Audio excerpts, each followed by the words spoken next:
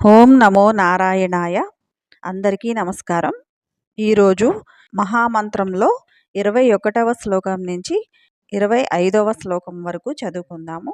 మరీచిర్దమనోహంసస్ సుపర్ణో భుజగోత్తమః హిరణ్యనాభः సుతపాః పద్మనాభः ప్రజాపతిః అమృత్యుః సర్వదృక్సింహస్ సంధాతా సంధిమాన్ స్థిరః అజో దుర్మర్షణः Shasta విశ్రుతాత్మాసురారిః గురుర్గురుతమో ధామ సత్యः సత్యపరాక్రమः నిమిషో నిమిషస్రగ్వీ వాచస్పతిరుదారధీః